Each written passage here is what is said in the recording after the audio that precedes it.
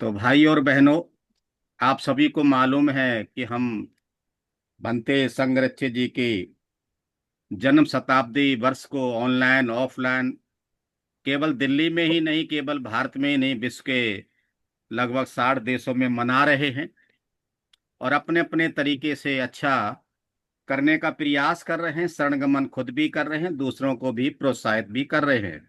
और इसी कड़ी में दिल्ली केंद्र ने पिछले हफ्ते, 2 हफ्ते पहले, एक प्रश्नोत्तरी रखी थी और हमने सवाल किए थे आदरणीय ब्रह्मचारी नागरत्न जी से और उन्हें बहुत अच्छी तरीके से हमें संतुष्ट किया था, जवाब दिया था।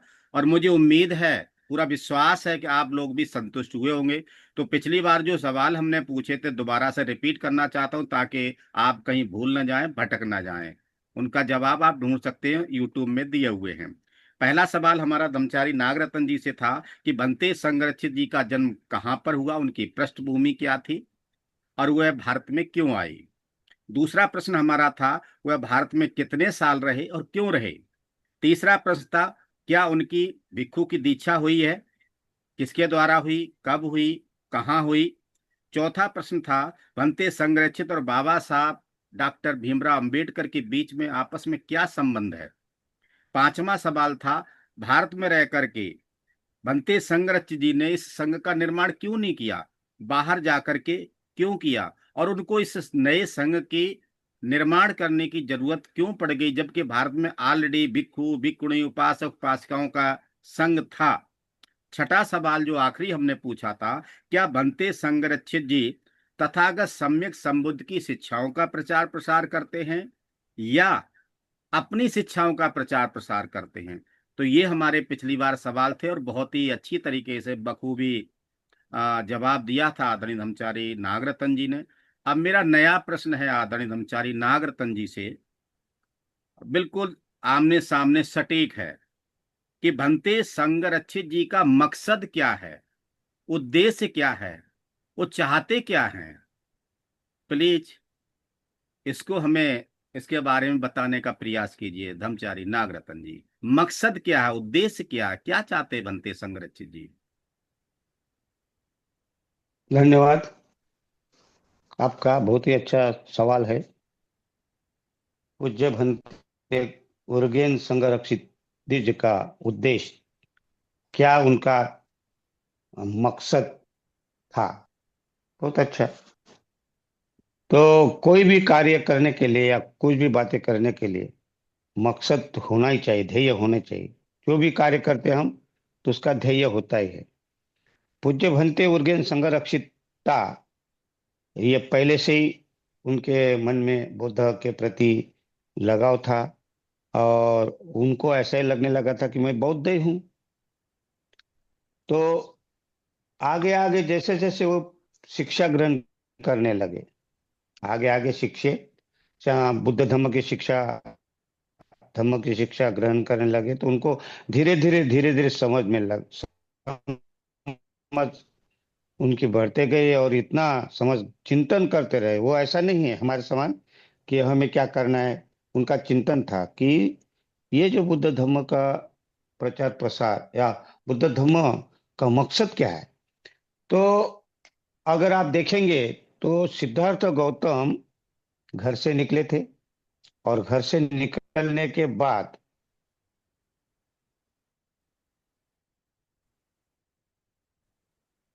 गृह त्याग किया था, जिनको कहते हैं। और बिंबिसार की मुलाकात होने के बाद बिंबिसार महाराज कहते हैं कि हे राजकुमार, आप ये घर छोड़कर बाहर निकल गए हो, कोई बात नहीं। अगर उस राज्य से आपको निकाल दिया गया है, मैं आपको मेरा आधा राज्य देता हूँ और आप आधा राज्य चलेंगे। यहाँ अपन दोनों मिलकर राज्य चलाएंगे, यहाँ बहुत ही अच्छे से, आराम से, आनंद से, खुशी से। तो आप यहाँ राज्य करिए। तो सिद्धार्थ गौतम उस समय गृह त्याग के समय क्या कहते महाराज को कि महाराज, अगर मुझे राज्य करना ही था तो मैं आधे राज्य क्यों, मैं तो पूरा राज्य करता। मैं पूरा राज्य छोड़कर आया हूं महाराज। मैं वो राज्य, किसी ने मुझे निकाला नहीं, वो राज्य मैं पूरा, अगर मैं चाहता था, मैं मेरी चाहत अगर होती तो मैं पूरा राज्य करता। मुझे क्यों छोड़कर जाना पड़ता? मेरा वो उद्देश्य नहीं राज्य करना, क्योंकि मैं देख रहा था। तो वो कहते हैं संबाधो एक हरावासो रजसा यतन इति। क्या कहते हैं? संबाधो एक हरावासो, मैं इसलिए घर छोड़कर आ गया हूं। क्यों? क्यों घर छोड़कर आया हूं? कि घर में संबाधो ये घरावासो रजसा यतन इति। रजसा यतन इति। हाँ? पबज्जा अभो कासाव इति दिस्वा न पब्बजी। अर्थात बुद्ध कहते हैं, हाँ, सिद्धार्थ गौतम कहते हैं कि महाराज घर में संवाद हो, ये घर आवासो, घर में समस्या ही समस्या है।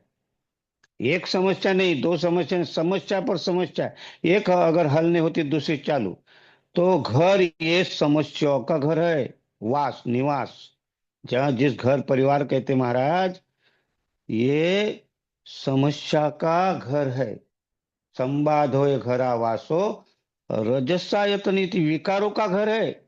विकार ही विकार है। एक समस्या नहीं, दूसरी समस्या नहीं। घर में भाई भाई की समस्या है, माँ बाप की समस्या है, पति पत्नी की समस्या है, बाप बेटे की समस्या है। भा, यहाँ घर में ही नहीं, बाहर निकलो तो समाज समाज की समस्या है। एक समाज दूसरे समाज के साथ लड़ रहा, समाज के अंदर लड़ाई हो रही। हाँ, वो कहता है मैं अध्यक्ष बनूं, वो कहता है मैं उपाध्यक्ष बनूं, वो कहता है मैं सचिव बनूं।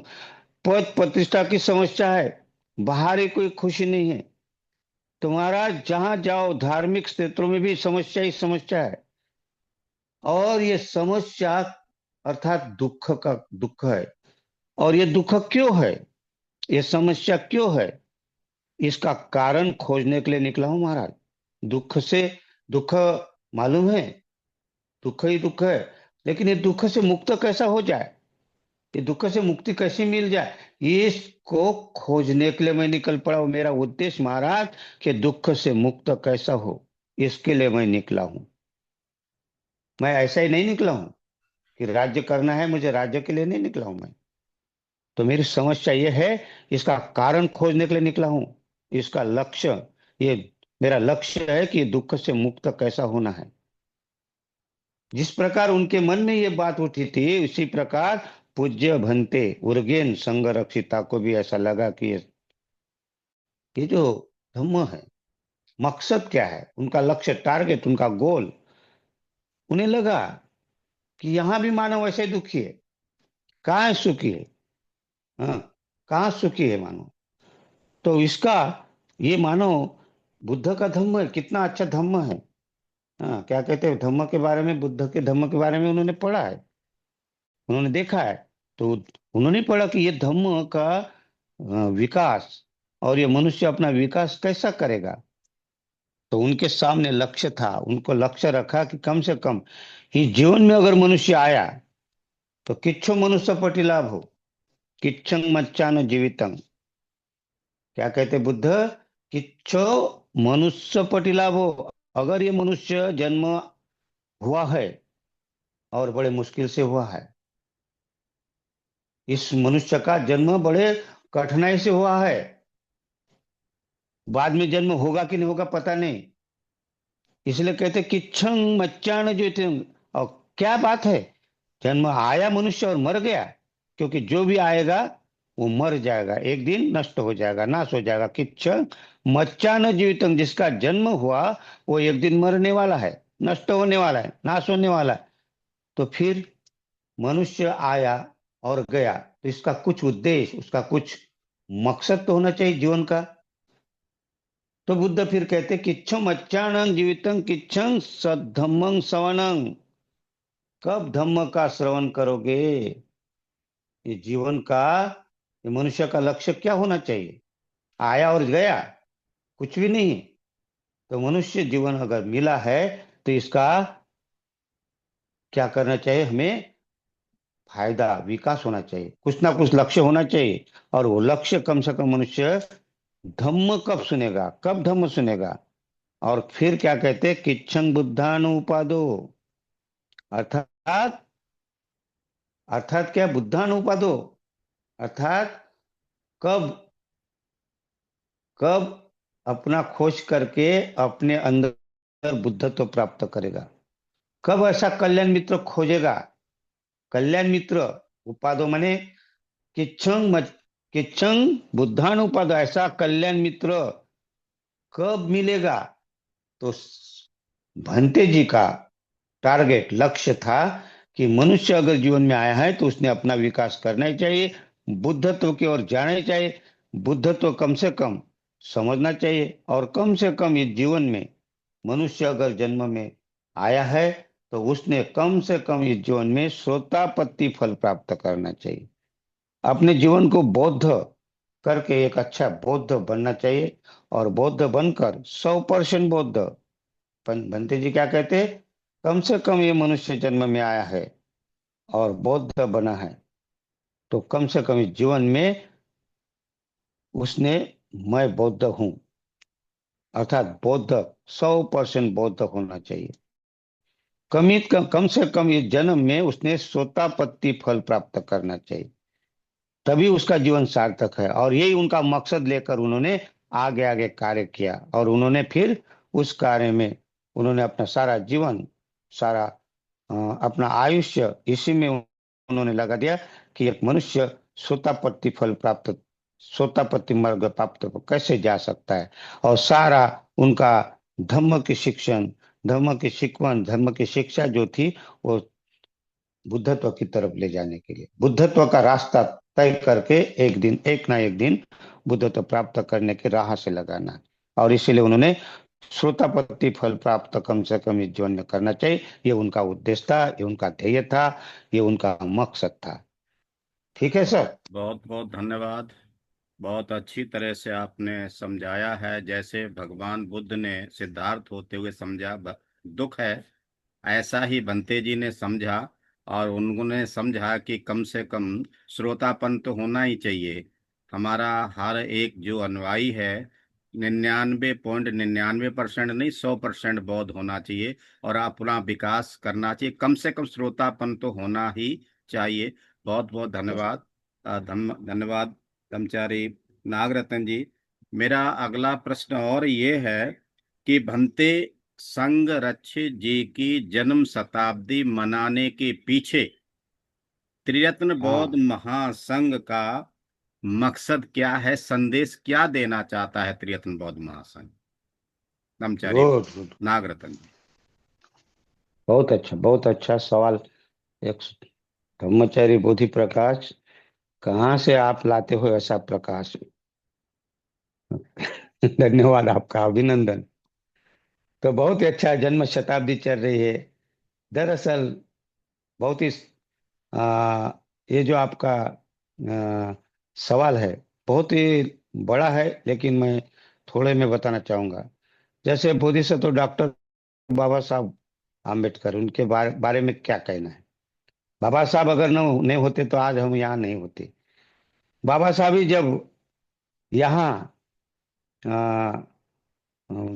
जो भारत में उन्होंने जो दुख झेला, उन्होंने इतना दुख झेला कि उनको समझ नहीं, बालक मन कितना कितना सह सका वो। और वो बालक मन में वो प्रतिज्ञा करते हैं, क्या करते, प्रतिज्ञा करते हैं, क्योंकि वो एक बार पानी पीने जा रहे हैं और उनके पानी, कुएं का पानी निकाल रहे थे, जैसा ही पानी पीने के लिए लगे तो उन्होंने पत्थर मारना शुरू किया सवर्णों ने। ये जो वर्णवादी कहते हैं लोग, हाँ, भगवान की पूजा करते, ईश्वर की कहते हैं नहीं, एक इंसान को पानी पीने का भी अधिकार नहीं है, उनको पानी नहीं पीने दिया, प्यासा रहे।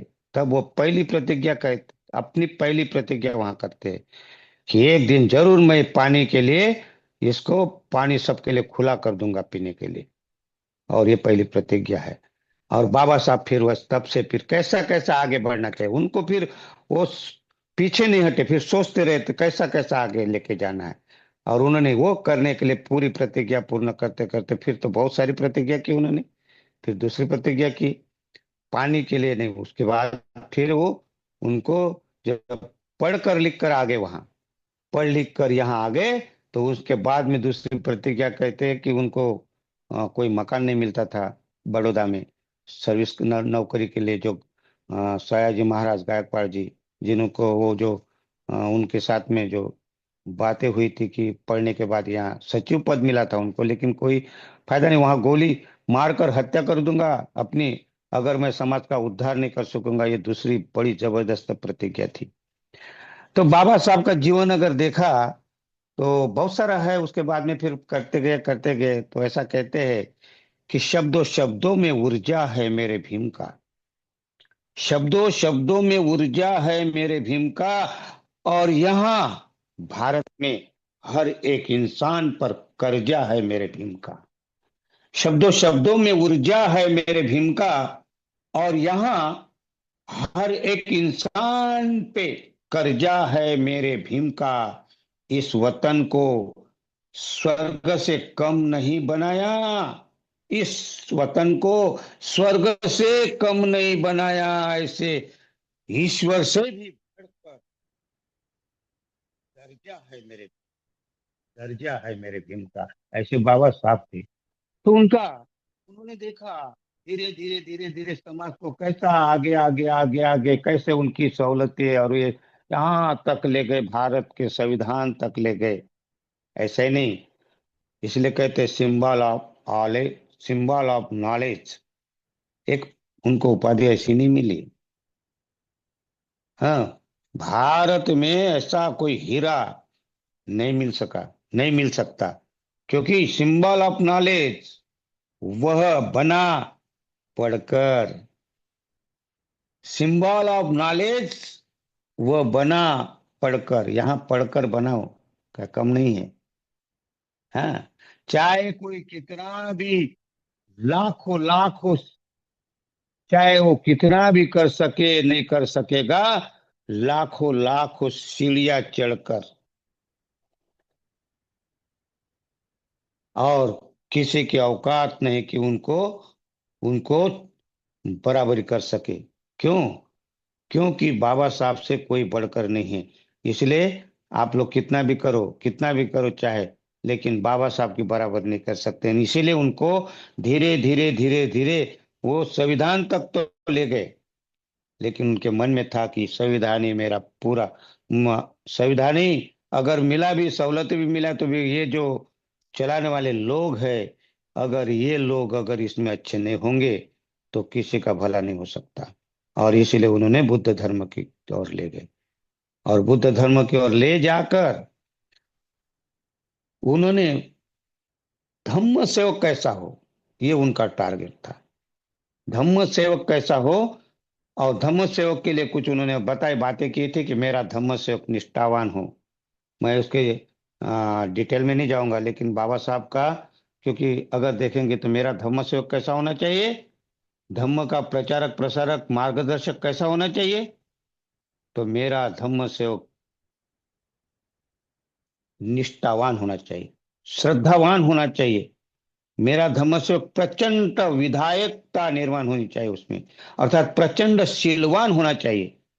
मेरा धम्म सेवक कैसा होना चाहिए? प्रचंड शीलवान। जैसे बुद्ध कहते सिलवान, न सिलबत्तमत्ते न सच्चे नवापन अथवा समाधि लाभेन विवेचवन, फुंसामि नेखम सुखं, भिक्खु फुंसामि नेखम सुखं। क्या कहते? बुद्ध कहते कि अगर तुम सिलवान अगर हो तो भी दावा मत करना कि मैं सिलवान हूं, मैं प्रज्ञावान हूं, दावा मत करना। मैं बहुत ही बहुश्रुत हूं, बहुत सच्चे न वापन, अर्थात मैं बहुत ही बहुश्रुत हूं, बहुत जानकार हूं। अथवा समाधि लाभ है न विवेचन, मैं एकांतवासी हूं और मैं समाधि का लाभ प्राप्त किया है, ऐसा दावा मत करना। हे भिक्षु, क्या कहते हैं, जब तक आप आश्रव क्षय नहीं कर सकते, बुद्धत्व प्राप्त नहीं कर सकते, तब तक चैन से नहीं बैठना और दावा मत करना। तो बाबा साहब ने भी, तो बुद्ध ने कहा कि प्रचंड सिलवान चाहिए, कैसा? बुद्ध ने कहा कि सिलवान होना चाहिए। कैसा सिलवान होना चाहिए? न वाकरण मत्ते न वाकरण मत्ते न, खाली सिलवान ऐसा होना चाहिए कि खाली दिखावा नहीं होना चाहिए कि बस मैं हूं मैं हूं मैं हूं मैं हूं, नहीं। व्याकरण का दाता अगर कितना भी होगा, कितना भी सुंदर भाषण देता होगा, न वाकरण मत्ते न, है ना, अर्थात कितना व्याकरण, अर्थात कितना ही, बहुत ही उसकी भाषा में प्रभुत्व होगा, बहुत ही सुंदर वचन बोलता होगा, प्रवचन देता होगा, लेकिन नहीं, अगर उसके अंदर अगर वो ईर्ष्या है, मत्सर है, जेलसी है, तो वो अच्छा पुरुष नहीं हो सकता। वो भला मानुष नहीं हो सकता है। शीलवान तो तब होता है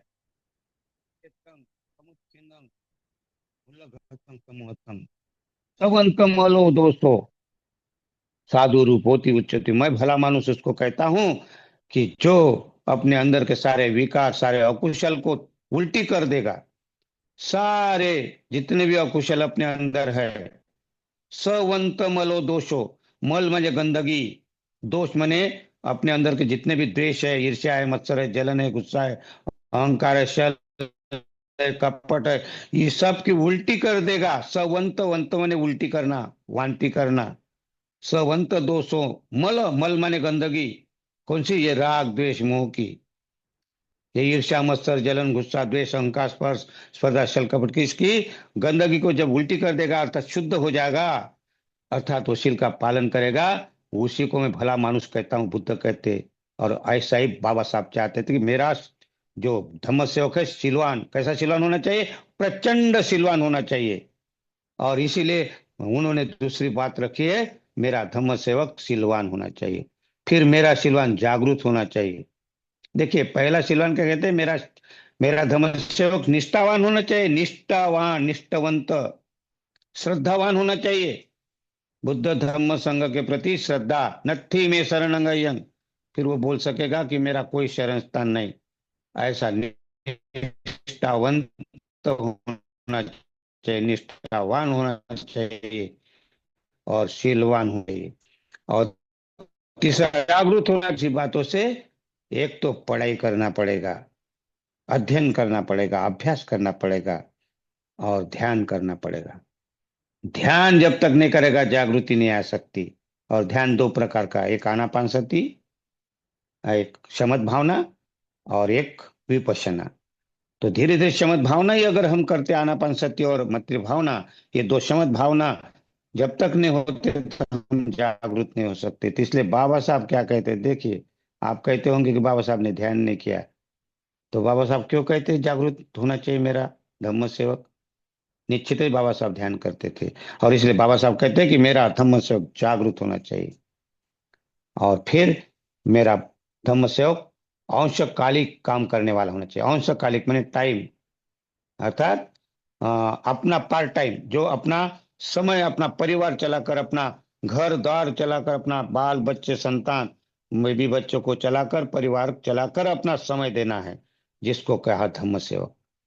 और यही भंते जी ने भी यही सोचा। भंते जी ने क्या सोचा कि भंते जी ने कहा कि बाबा साहब ने जो धम्म सेवक की कल्पना की थी, अपना घर परिवार चलाकर, अपना संसार चलाकर, तो भंते जी ने ही, बाबा साहब जाने के बाद उनकी मुलाकात हुई, पिछली बार बताया सब कुछ। और ये जो उनका टारगेट था धम्म सेवक, तो भंते जी का भी एक लक्ष्य था, गोल था, कि बाबा साहब ने जो कहा धम्म सेवक, तो वैसा निर्माण कैसा करना चाहिए। तो उन्होंने धम्मचारी के रूप में निर्माण किया, और उनके सामने भंते जी ने चिंतन किया। ऐसे ही नहीं भंते जी, पर भंते जी ने ऐसे ही नहीं वो खाली दिया है, संघ दिया है, त्रिरत्न बौद्ध महासंघ, ऐसा ही नहीं दिया।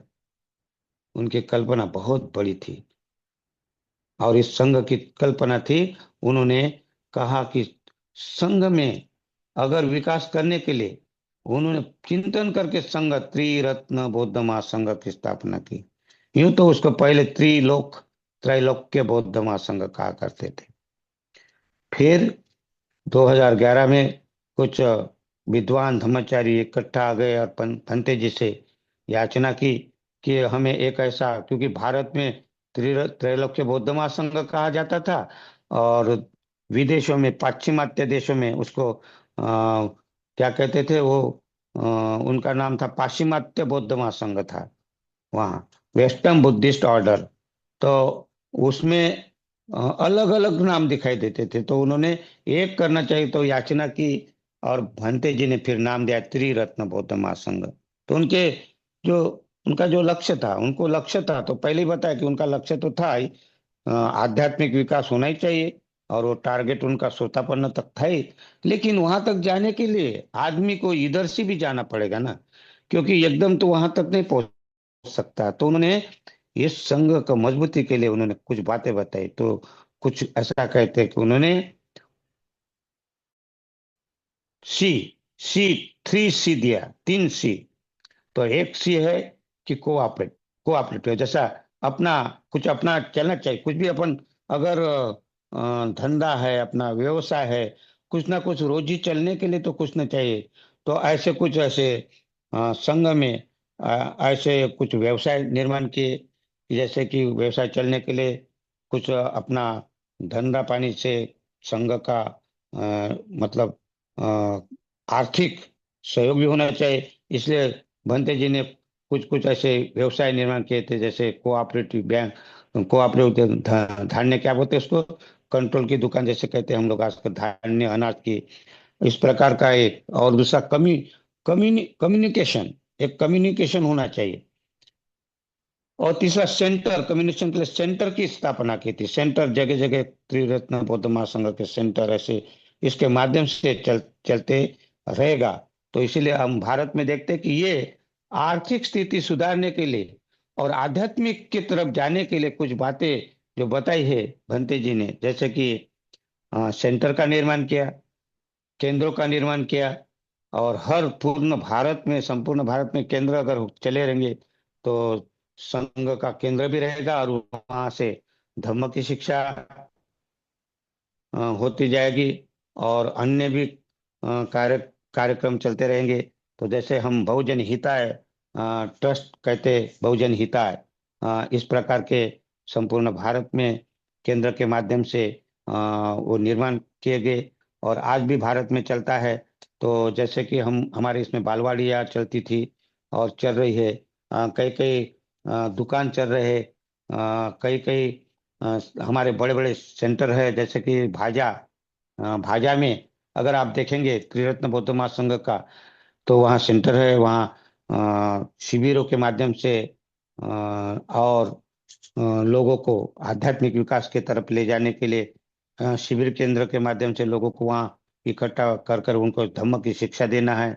धम्म क्या है ये समझाना है। जब मैं पहले कहा कि धम्म उनका टारगेट पूर्ण करने के लिए, तो ऐसे ही काम नहीं करते। इतना ही नहीं, तो सारे भारत में भाजपा में नहीं है, तो पुणे जिसको कहते हैं दापोली, पुणे में भी हमारे बड़ा केंद्र है, और वहां से भी सभी आध्यात्मिक के लिए भी चलता है, और अपना आर्थिक के लिए किताबें की दुकान, या कोई और भी जो साहित्य है, या कुछ कुछ कोऑपरेटिव कोऑपरेटिव के लिए कुछ अनाज की दुकानें हैं, कुछ किराना दुकान है। इस प्रकार का अपना व्यवसाय भी चलाने के लिए कुछ सेंटर के माध्यम से काम किया जाता है। और आध्यात्मिक विकास के लिए नांदेड़, अगर आपने नाम सुना होगा, वहाँ भी शिक्षा केंद्र खुला है, वहाँ केंद्र खुला है हमारा। वहाँ धम्म धम्म शिविर होते हैं, वर्ग भी चलते हैं, और भी अन्य गतिविधियाँ चलती है। ऐसे अगर आप देखेंगे तो नागपुर है, नागलोक जिसको हम कहते हैं, कामठी के पास में नागलोक में बच्चों को तैयार किया जाता है, ट्रेनिंग दिया जाता है वहाँ। और एक एक वर्ष का, 10 10 महीने का, 8 8 महीने का वहाँ ट्रेनिंग दिया जाता है लोग, ताकि कैसे धर्म प्रचारक बने और संपूर्ण भारत में कैसा प्रचार करे। तो वहाँ खाली नागलोक में खाली महाराष्ट्र के लोगों के लिए शिक्षित नहीं किया जाता है, तो संपूर्ण भारत के जो भी राज्य है, जैसे उड़ीसा है, आंध्र प्रदेश है, कर्नाटका है, यूपी है, बिहार है, और अपना गुजरात है, यहाँ जहाँ जहाँ के उनको बच्चों को वहाँ नागलोक में ले जाकर ट्रेनिंग दिया जाता है कि आध्यात्मिक विकास अपना, और आध्यात्मिक विकास के साथ साथ अपने को कैसा अपना बिजनेस, जिसको कहते हैं बिजनेस भी, ताकि अपने को आर्थिक स्थिति भी ठीक करना है, उसका भी ट्रेनिंग दिया जाता है। और अपने माध्यम से शिक्षा, जैसे कॉलेज और शिक्षा भी दी जाती है नागलोक के नागलोक से। तो इस प्रकार नागलोक के अगर देखा है तो मुख्य भारत का हमारा ये केंद्र है, जहाँ से आध्यात्मिक विकास के लिए धम्म शिविर तो होती है, धम्मचारी के द्वारा होती है, और इसी प्रकार एक अलग से ऐसा केंद्र चल जाता है कि वहाँ बच्चों को अनेक देशों अनेक राज्यों से बुलाकर उनको ट्रेनिंग दिया जाता है और उनको प्रचारक बनकर बनाकर उनके राज्य में भेजा जाता है, और उनको फिर वो फॉलो भी होता है। और वो कार्य कर रहे हैं, उनका फॉलो करके वो अपने अपने एरिया में अपने अपने क्षेत्र में जाकर वो प्रचार प्रसार करते हैं, और अपना अपना भी कार्य करते हैं और प्रचार करते हैं। इस प्रकार संपूर्ण भारत में, नागलोक ही नहीं तो संपूर्ण भारत में, यूपी में हो या गुजरात में हो, हमारे बड़े केंद्र चल रहे। आज अगर गुजरात में बहुत से धर्मचारी है और बहुत से केंद्र खुले, और उन केंद्र के माध्यम से आध्यात्मिक विकास तो होता होता है, आर्थिक विकास के भी कुछ बातें होती रहती है। जैसा 3C पर कार्य किया जाता है: सेंटर, कोऑपरेटिव, और एक जिसको कहते हैं कम्युनिटी।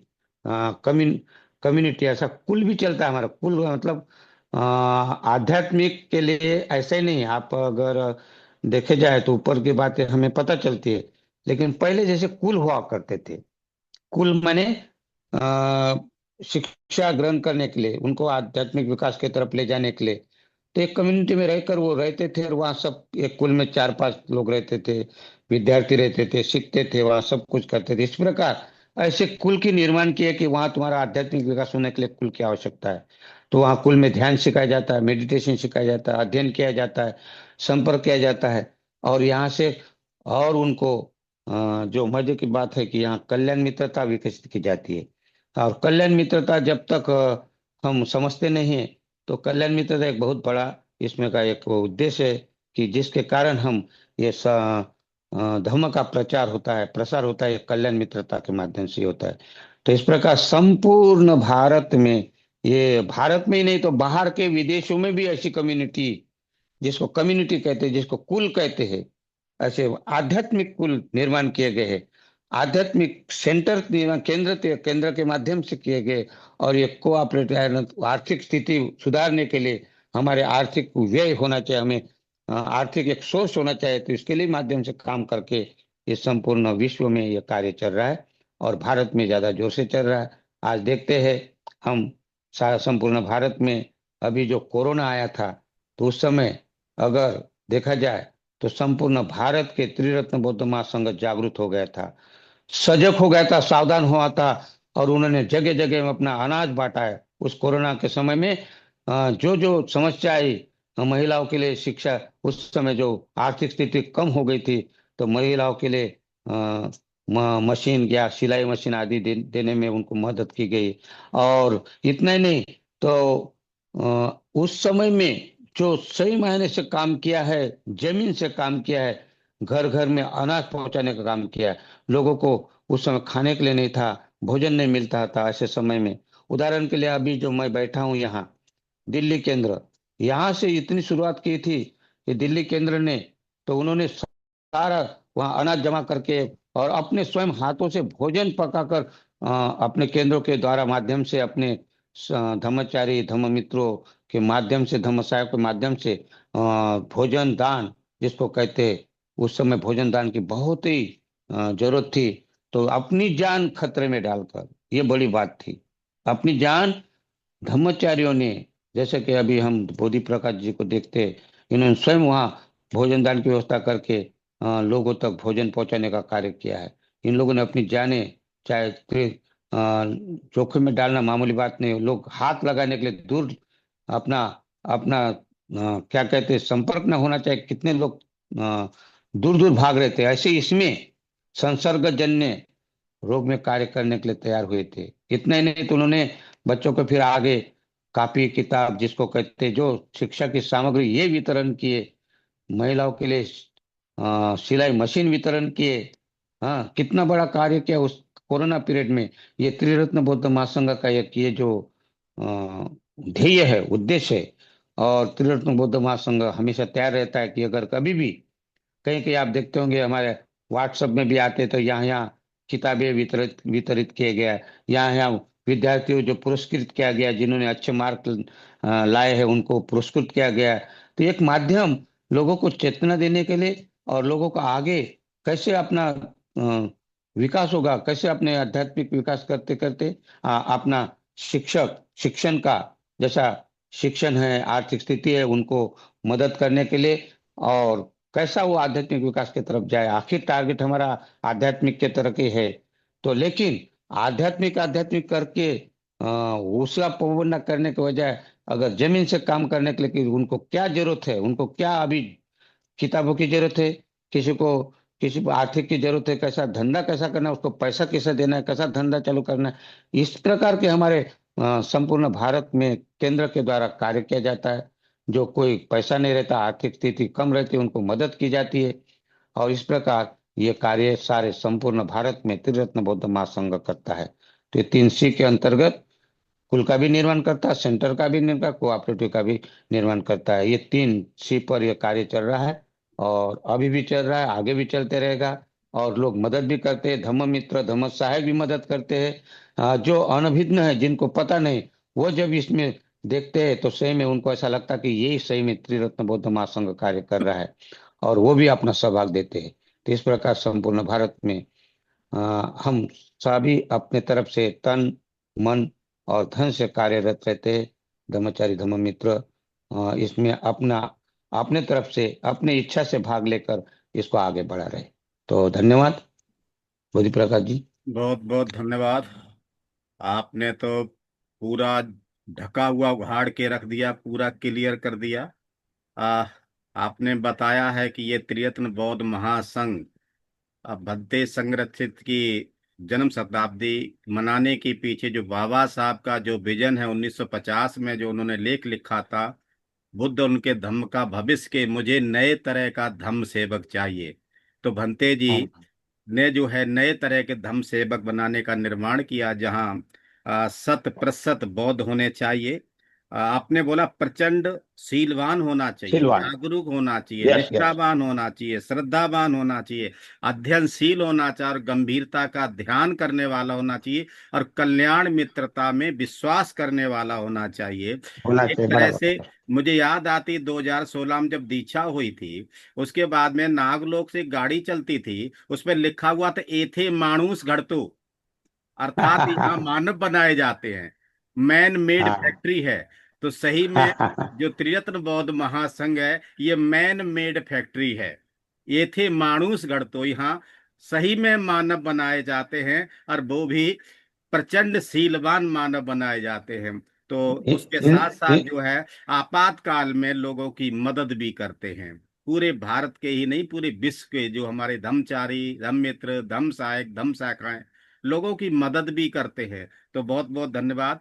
मेरा अगला जो प्रश्न है, हालांकि आपने आधा उसमें से उत्तर दे दिया, फिर भी मेरी जिज्ञासा है, इसको और आप क्लियर करें, अच्छा लगेगा। कि त्रिलोक बौद्ध महासंघ जो आज नाम है, ये पहले नहीं था। इसका नाम पहले त्रैलोक के बौद्ध महासंघ था, त्रैलोक के बौद्ध महासंघ सहायक गण। ये नाम बदलने के पीछे उद्देश्य क्या, इसके त्रैलोक के या त्रिरत्न के स्तर क्या क्या है? ब्रह्मचारी नागरत्न। नागरत्न। बहुत अच्छा, धन्यवाद। आपने अभी बात, ये थे मानुष घड़तो, ये इंसान बनाने का कारखाना है त्रिरत्न बौद्ध महासंघ। मराठी में बोलते ये थे मानुष घर, तो अर्थात कारखाना है ये काय का, इंसान बनाने का। तो बहुत बहुत धन्यवाद। आपने सवाल किया, मैंने थोड़ा सा तो उत्तर दिया है उसमें। ऐसा कहते हैं कि पूज्य भंते उर्गेन संघ रक्षिता ने सबसे पहले संघ की निर्मित की थी, तो वहाँ आपके लंदन से, इंग्लैंड से शुरू हुई थी, नहीं क्या? और उनका नाम था वेस्टर्न बुद्धिस्ट ऑर्डर। तो वो पाश्चिमात्य देशों में उनका नाम था, लेकिन जब भारत में आ गए तो भारत में पाश्चिमात्य ईस्टर्न भारत में क्या नाम दिया जाए, तो उन्होंने त्रैलोक्य बौद्ध महासंघ नाम दिया। और ऐसा ही नहीं दिया, त्रैलोक्य बौद्ध महासंघ नाम दिया, उसका बहुत ही अच्छा मतलब है।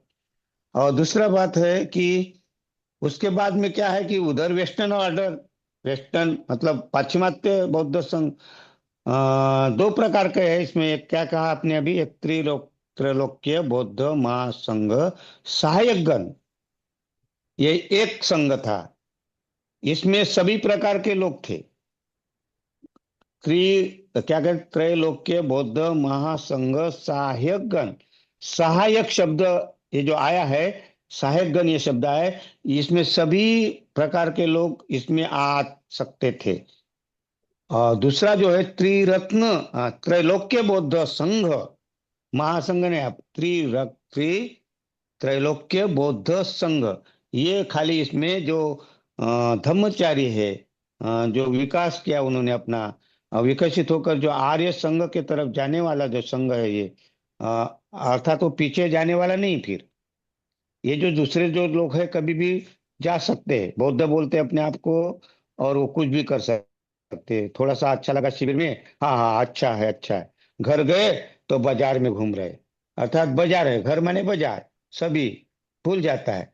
फिर आता है तो उसके लिए सहायक गण इसलिए था कि कोई भी आ सकता है जा सकता है, जब तक वो आगे नहीं बढ़ता। ये आगे बढ़ने वाले धर्मचारी जो है ऑर्डर, तो ये धर्मचारी फिर कमिटमेंट करता है कि वो अब मैं चाहे कुछ भी हो, मैं, वो घोषणा करता है कि मैं त्रिरत्न बौद्ध महासंघ या त्रैलोक्य बौद्ध महासंघ ही मेरा ये विकास होने का स्थान है। मैं अभी नत्थी में शरण, मैं कोई भी शरण स्थान, फिर वो किसी भी देवी देवता या कोई भी धर्म कोई भी संप्रदाय में शरण नहीं जाता था, किसी का भी समर्थन नहीं करता, मात्र उनके बुद्ध धम्म संघ के प्रति उनकी श्रद्धा रहती है और वो कार्य करता है उसी के लिए। इसीलिए त्रैलोक्य बौद्ध संघ था। ये फर्क थोड़ा सा जानना, इसलिए कहा कि आपने बोला कि सहायक गण था वो, ये सहायक गण इसलिए कि सभी लोग आते कभी जाते, उनको अच्छा नहीं लगा तो छोड़कर चले जाते।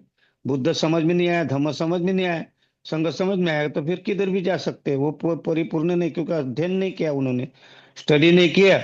और स्टडी नहीं किया, जागरूक नहीं हुए, ध्यान और इसमें महत्वपूर्ण है अध्ययन, सुनना। तो ये नहीं होने के कारण कभी वो गर्जाप चालू रहती, कभी आना कभी जाना। तो इसीलिए वो संघ में सहायक गण है। लेकिन दूसरा जो त्रैलोक्य बौद्ध महासंघ है, इसकी बहुत बड़ी, आपने पहला ही सवाल किया था कि उद्देश्य क्या था, भंते जी का उद्देश्य क्या था। तो भंते जी का उद्देश्य था त्रैलोक्य बौद्ध महासंघ। तो क्या था उद्देश्य इसमें, तो त्रैलोक्य माने कौन सा, तो बहुत सारे लोगों को कंफ्यूजन होता था, अरे त्रिलोक त्रिलोक कहा के तीन लोक लाए इन्होंने, हाँ ये तो दूसरे धर्म के तीन लोक उठाकर यहाँ भी तीन लोग डाले। हमें लोगों की शंका कुशंका जो थी, बड़ी कुशंकाएं होती थी लोगों को, पहले तो यही सवाल उठाते थे, सुनने के लिए तैयार नहीं रहते थे, ये कहाँ से लाया। हाँ ये त्रिलोक ने कहा, त्रिलोक त्रिलोक ब्रह्म विष्णु महेश त्रिलोक कहते थे, तो इसी को लाकर घुसेड़ दिया यहाँ।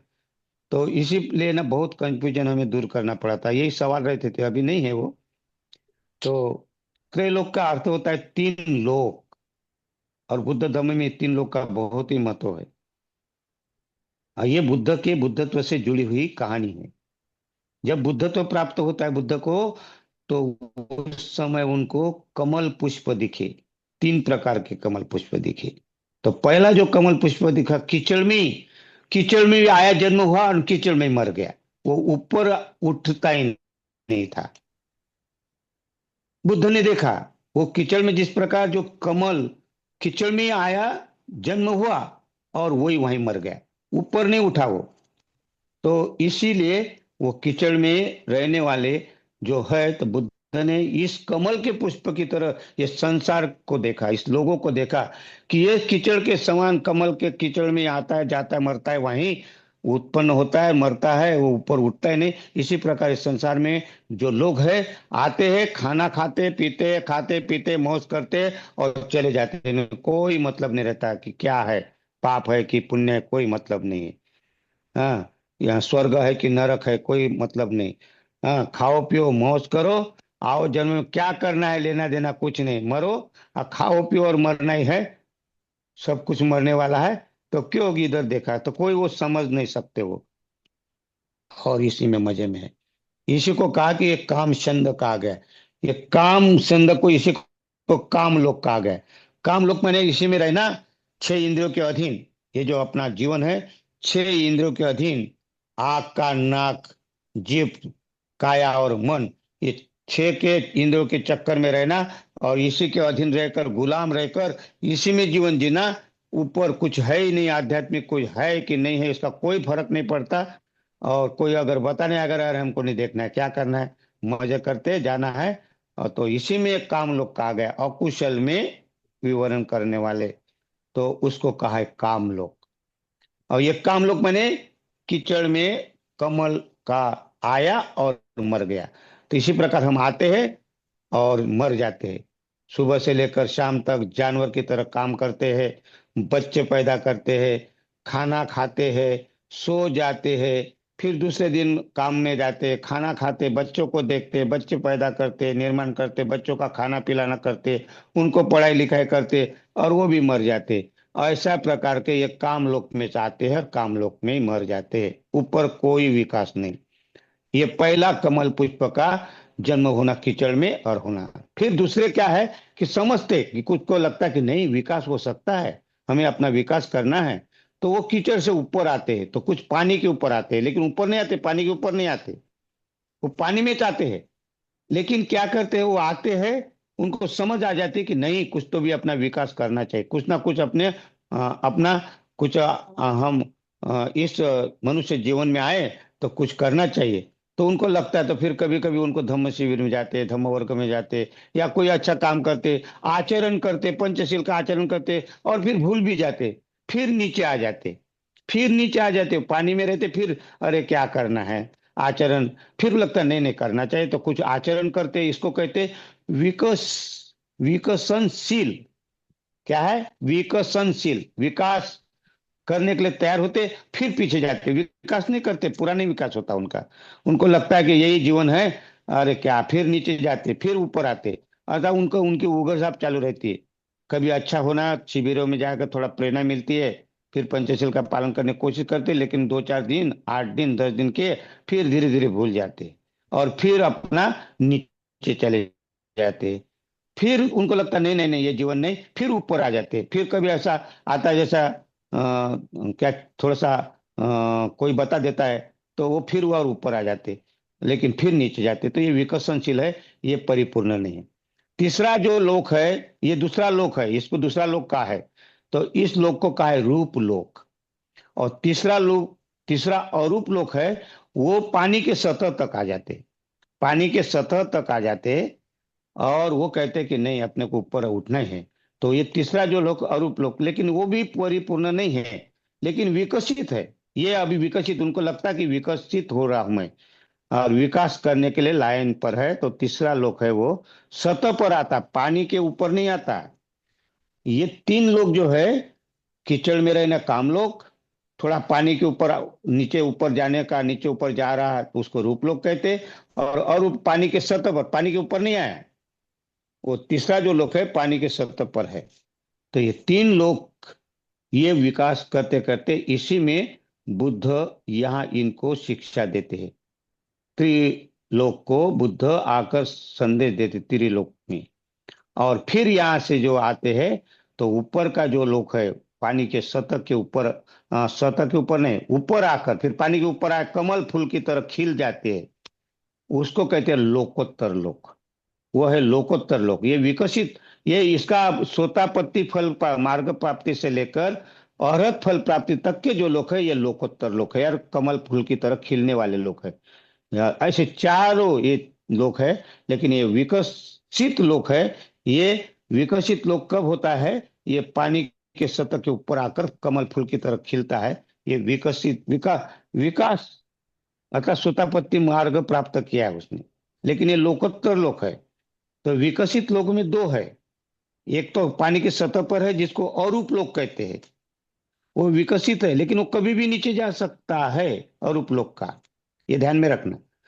अरूप लोक का जो सतह पर है वो कभी भी नीचे जा सकता है, ऊपर नहीं आया, जब तक वो ऊपर कमल फूल की तरह खिलता नहीं ऊपर, फिर पानी का बूंद भी अपने ऊपर नहीं रखने देता, उसके ऊपर ठहरता नहीं, पानी का बूंद भी कमल खिलने के बाद उसमें पानी ठहर नहीं सकता है। इसी प्रकार मतलब वो अकुशल उसके पास में ठहर नहीं सकता, किसी भी बूंद रूपी अकुशल उसके ऊपर अगर हावी होने के लिए कोशिश करता है, लेकिन वो आने नहीं देता, ठहरने नहीं देता, अर्थात वो विकसित जग कहते हैं उसको। उसको कहते हैं लोकोत्तर लोक कहते हैं। तो ऐसे देखा जाए तो चार स्तर है। पहला स्तर है कामलोक, दूसरा स्तर है रूपलोक, तीसरा स्तर है अरूप लोक। ये तीनों लोक कभी भी नीचे ऊपर हो सकते हैं, लेकिन लोकोत्तर लोक एक बार सोतापन्न हो गया तो वो लोकोत्तर लोक को विकसित, वो अपना विकास ही करता है, फिर पीछे नहीं आता। इसलिए त्रिलोक को शिक्षा देने के लिए हम लोग त्रिलोक को भंते जी ने ये समझ कर अपने सामने रख करके इन लोग को कैसा विकसित करना है, कैसा सोतापत्ति फल की तरफ ले जाना है, इसीलिए त्रैलोक्य के बौद्ध महासंघ का नाम दिया था।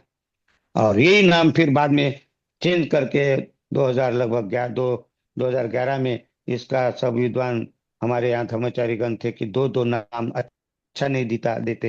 एक पाश्चिमात्य देश, पाश्चिमात्य बौद्ध महासंघ, और इधर त्रैलोक्य बौद्ध महासंघ, तो ये दो अलग दिखाई देते। तो ये इसको एक नाम दीजिए करके भंते जी को याचना की गई। फिर भंते जी ने बहुत ही उसमें चिंतन किया, और चिंतन के बाद त्रिरत्न बौद्ध महासंघ। अब त्रिरत्न में कहा आ गया, फिर वो त्रिरत्न में सभी लोग आ जाते, सभी आते।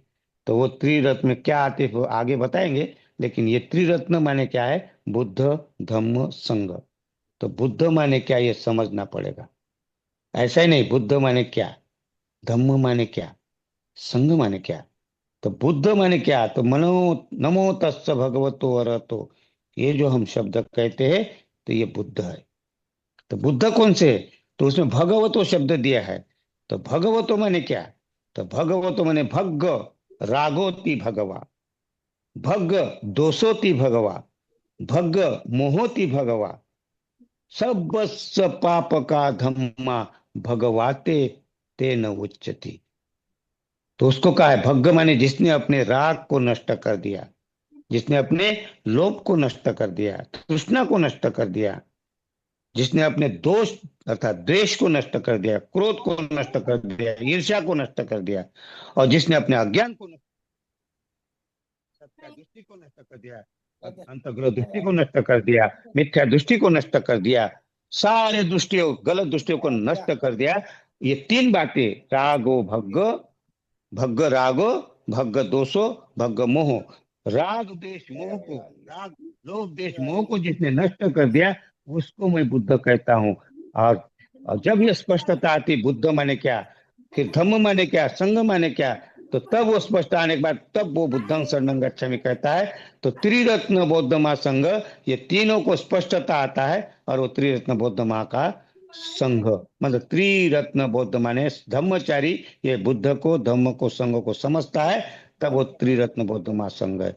तो ये मैं थोड़ के मैं बताने की कोशिश किया, समय देखते हुए आगे। धन्यवाद बोधि प्रकाश जी। धन्यवाद धन्यवाद, बहुत बहुत धन्यवाद मोदन ब्रह्मचारी नागरत्न जी, आपने ये संभ्रम दूर किया। त्रैलोक के क्या है, लोग आज भी उसके बारे में क्या क्या सोचते हैं, तो आपने बताया है कि तीन तरह के जो लोग की कल्पना की भगवान बुद्ध ने, कमल के पुष्पों की तरह है। कामलोक, रूपलोक, अरूपलोक के ही लोग ज्यादा हैं, लेकिन चौथा भी स्तर आपने बताया। और साथ ही साथ त्रिरत्न के बारे में भी आपने बताया। बहुत बहुत धन्यवाद। अब मेरी जिज्ञासा शांत कीजिए। एक और प्रश्न मैं आपके सामने लाया हूँ, और वो ऐसा है, हालांकि आपने कुछ तो उसका उत्तर दे दिया है, थोड़ा सा और अच्छा लगेगा और क्लियर हो जाए कि धम्मचारी किसे कहते हैं। क्या ये नाम बौद्ध ग्रंथों में कहीं पर मिलता है क्या? ये धर्मचारी क्या करते हैं, अपने लिए क्या करते हैं, औरों के लिए क्या करते हैं, जगत के लिए क्या करते हैं ये धर्मचारी? क्या है धर्मचारी का मतलब? आदरणीय बराबर ब्रह्मचारी बराबर। नागरत्न जी। वाह वाह वाह वाह वाह वाह वाह। धम्मचारी बोधि प्रकाश जी, बहुत ही अच्छा आपका पुण्यानुदन, साधुवाद। बहुत ही अच्छा सवाल है आपका। समय के अभाव में, लेकिन फिर भी मैं बताने का कोशिश करूंगा। धम्मचारी ऐसा कहते हैं कि एक गाथा है, क्या है, धम्मं चरे सुचरितं नतं दुचरितं चरे, धम्मचारी सुखं सेति अस्मि लोके परमिच्छ। नीचे की जो लाइन कहते हैं, धम्मचारी सुख से सोता है, सुख। आप सुख से सोने वाले को धम्मचारी कहते हैं। धम्मचारी सुखम सेति, सुख से जो सोता है वो धम्मचारी है। तो बहुत अच्छा है, लेकिन धम्मचारी मैंने क्या, आप थोड़ा सा बताने की कोशिश करूंगा। ऐसा कहते हैं, नफरत की चिंगारी, नफरत की चिंगारी सीने में, नफरत की चिंगारी सीने में बड़ी हो जाती है, और फूलों की नाजुक लड़ी लोहे की कड़ी हो जाती है। नफरत की चिंगारी, नफरत की चिंगारी सीने में बड़ी हो जाती है, और फूलों की नाजुक लड़ी लोहे की कड़ी हो जाती है। इसलिए मिलजुल कर रहना मेरे भाइयों बहनों बहुजनों, इसलिए मिलजुल कर रहना मेरे भाइयों बहनों बहुजनों, क्योंकि यदि पत्थर यदि एक हो जाए तो दीवार खड़ी हो जाती है, दीवार खड़ी हो जाती है। अर्थात मैत्री, मिलजुल कर रहना है, मैत्री। और धम्मचारी का टारगेट लक्ष्य है मैत्री। मैत्री से हम सारे जगत को जोड़ सकते हैं। बुद्ध को महाकारुणिक कहा गया है, ऐसा नहीं कहा है।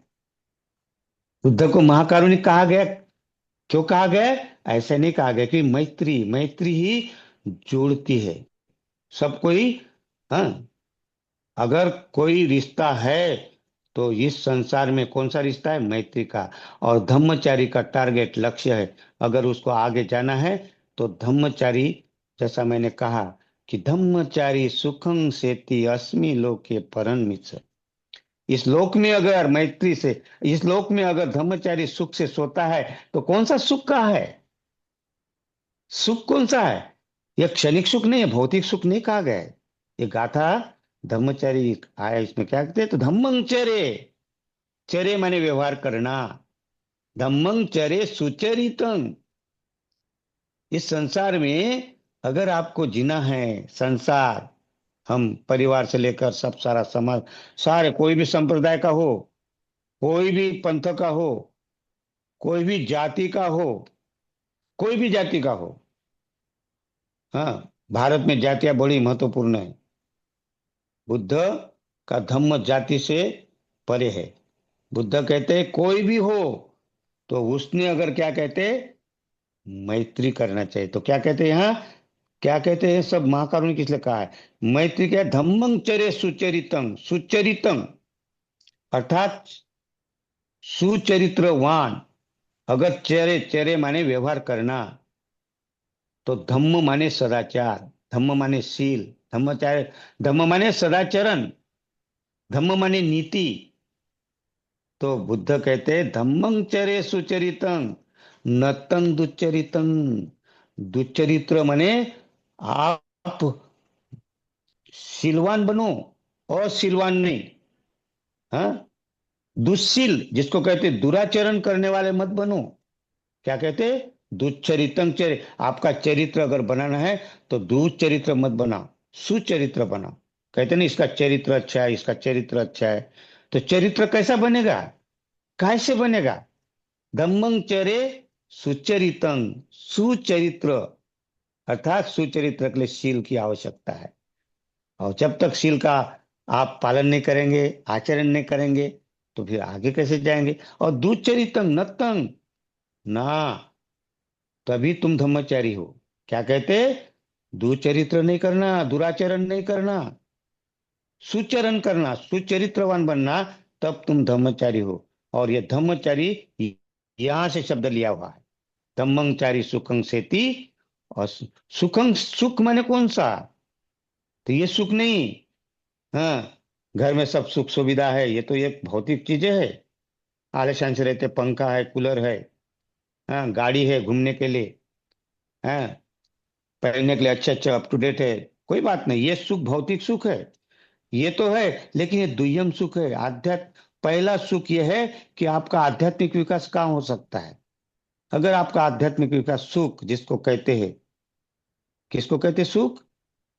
तो सुख उसको कहते हैं जिसको बुद्धत्व की ओर जाने का रास्ता मिला है। हाँ, क्या कहते हैं? दुखं निरोध, क्या कहते? कथमंच भिक्खवे दुखं। दुख क्या है? 12 प्रकार के दुख कहते बुद्ध। कथमंच भिक्खवे दुखं, और यंग सत्यं, सत्य क्या है? तो 12 प्रकार के क्या कहते? बुद्ध ही कहते इदम खोपन भिक्खवे दुखं यंग अरियं सत्यं। दुख आर्य सत्य। कौन सा दुख है? जाति भी दुखा, जरा भी दुखा, व्याधि भी दुखा, मरणम भी दुखम। 4 दुख। फिर 5वां दुख कौन सा है? फिर वहां और कहते हैं दुख दो मनस्स परियासा भी दुखं, शोक परिदेव दुख पायसा भी दुखं, अपीय ही, अपीय ही, अपीय, अपीय माने जो अप्रिय है, अगर वो अपने सामने आ गया। अप्रिय ही संपयोग दुखं, अगर अप्रिय जिसको आप पसंद नहीं करते और वो आपके सामने अगर आ गया, संपर्क में आ गया, मतलब सामने आ गया, खड़ा हो गया, तो आप एकदम माथे में आड़ी आ गए, ये क्यों आ गया मेरे सामने। तो जो अप्रिय है, जिसको आप चाहते नहीं, जिसको पसंद नहीं करते, वो अगर आपके सामने खड़ा हो गया तो भी दुख। और प्रिय ही विपयोग दुखो, और जो प्रिय है, जिसको आप पसंद करते जैसे अपना भाई है, बहन है, पुत्र है, पत्नी है, माँ है, बाप है, ये जो नजदीक के जो अपने प्रिय है, जिसको हम ज्यादा पसंद करते, ये अगर बिछुड़ गए, विपयोग मैंने, विपयोग मैंने बिछड़ना, कोई मर गया, भाग गया, कहीं चला गया, तो भी दुख होता है। तो क्या कहते बुद्ध? तो क्या कहते?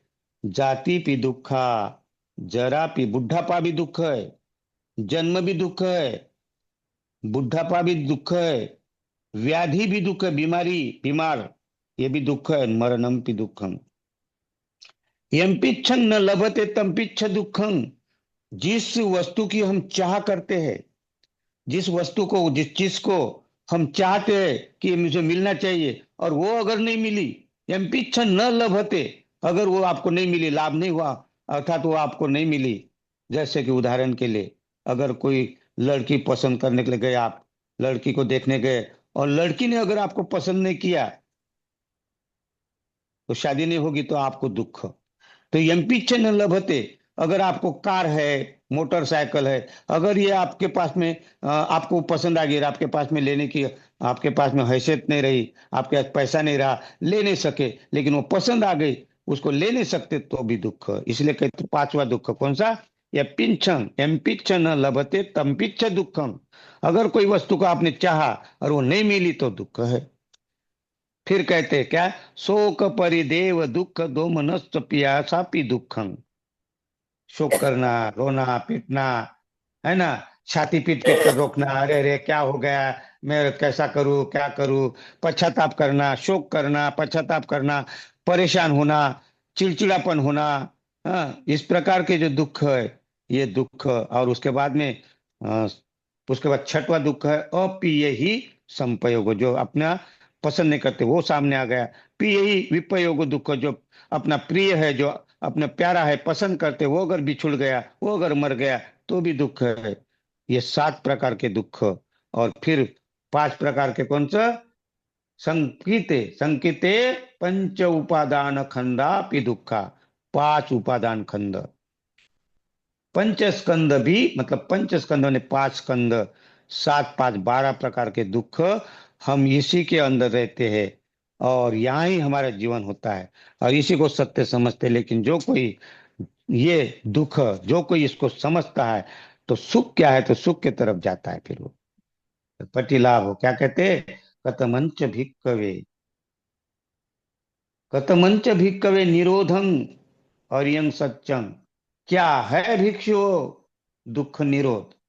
कतमंच भिक्कवे दुख निरोधं यं अरियं सत्यं, इदं खोपन भिक्कवे दुखं निरोधं यं अरियं सत्यं। कौन सा?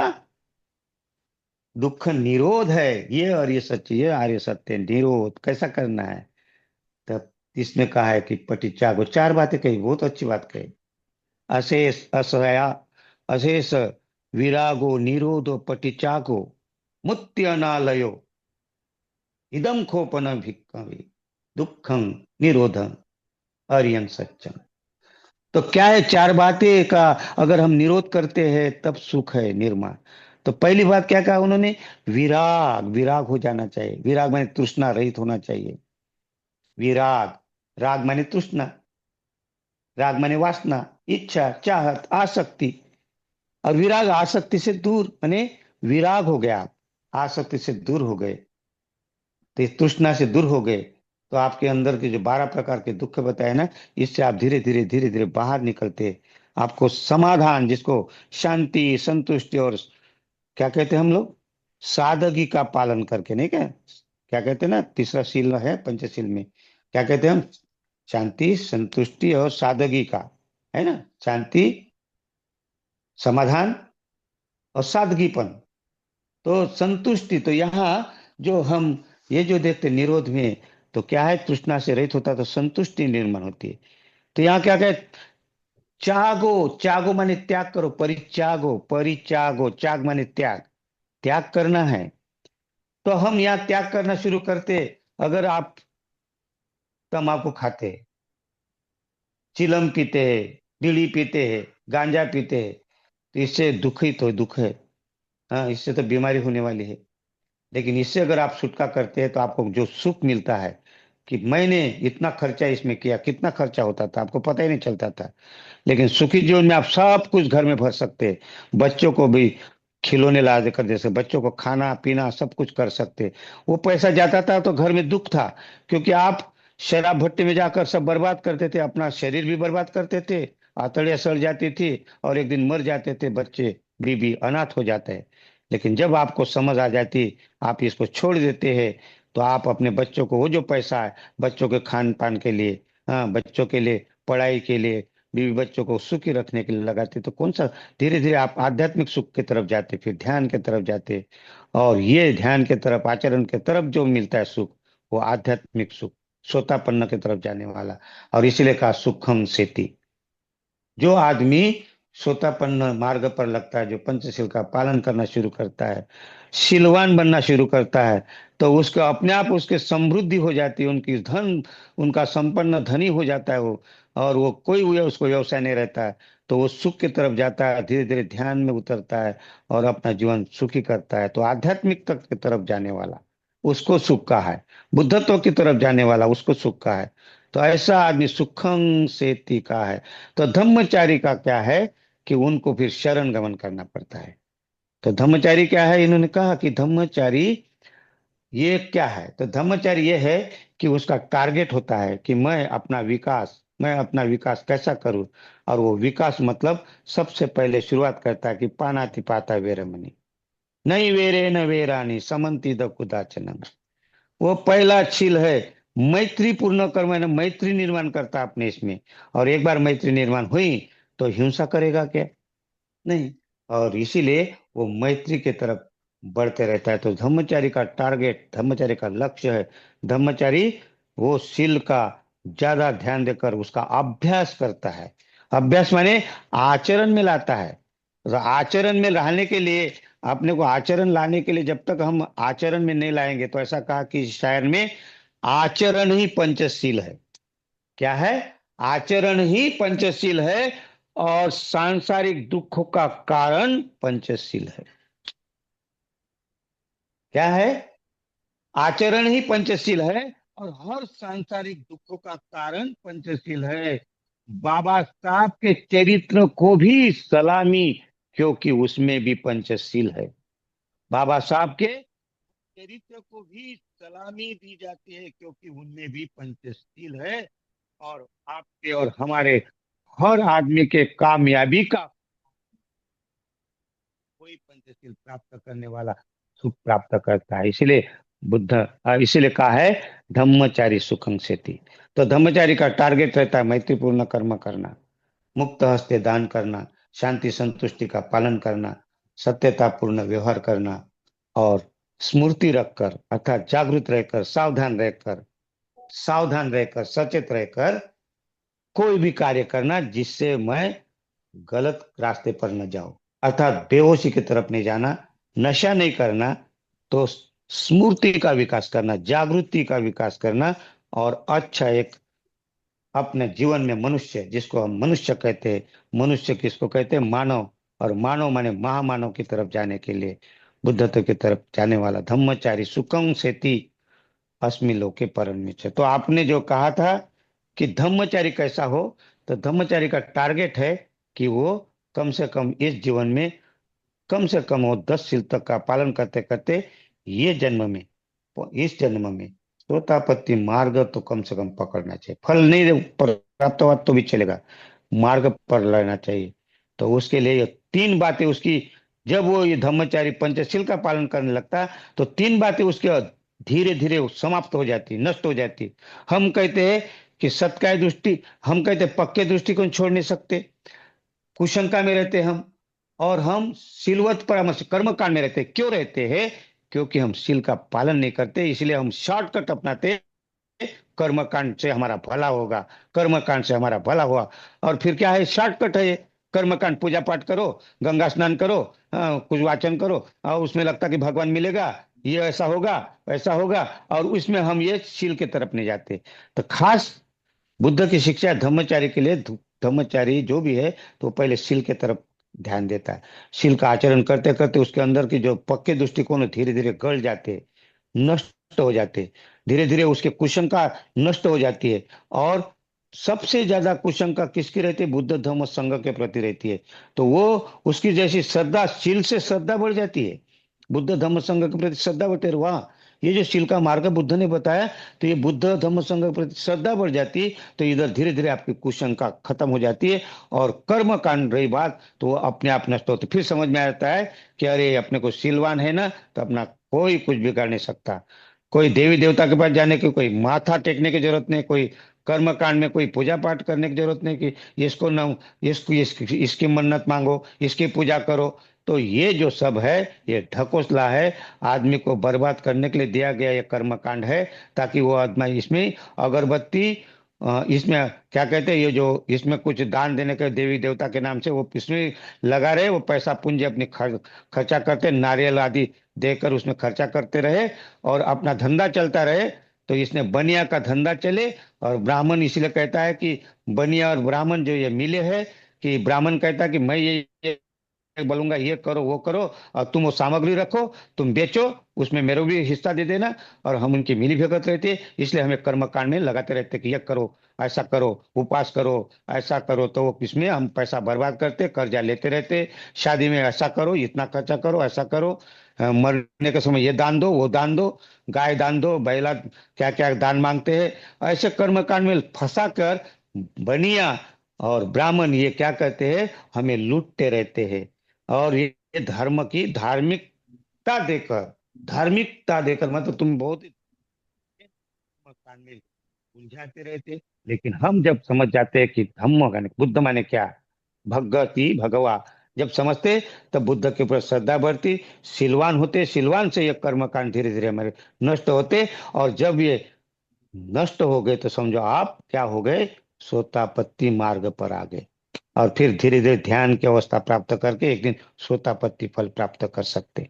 तो ये है धम्मचारी, धम्म प्रकाश जी, बोधि प्रकाश जी। साधु साधु साधु, बहुत बहुत धन्यवाद धर्मचारी नागरत्न जी। आपने धर्मचारी का मतलब अच्छी तरह से बताया है कि धर्मचारी का मतलब है आचरण प्रथम, जीवन शैली द्वितीय, हम्म। धर्मचारी सुखम सेति अस्मिन् लोके पर्यम च, परम। मैत्री विकसित करते हैं, कल्याण मित्रता विकसित करते हैं, दूसरों की मदद करते हैं। बहुत हम्म। बहुत धन्यवाद। धर्मचारी नागरत्न जी, हमारा समय हमें इजाजत नहीं दे रहा है, नहीं ध्यान। तो मैं यहाँ मैं पर कल, रुकना चाहूंगा। सवाल बहुत है हमारे पास। हाँ, वो कल्याण मित्रता के बारे में बताने के लिए समय नहीं रहा, कल्याण मित्रता बताना था हमको। जी जी कल्याण मित्र ही आपको धम्म के तरफ ले जा सकता है। तो जी। इसलिए कल्याण मित्र आपको धम्म वर्ग में मिलेगा, धम्म त्रिरत्न बौद्ध महासंघ के धम्म शिविरों में मिलेंगे, धम्म वर्ग में मिलेंगे, ऐसे कार्यक्रम में मिलेंगे।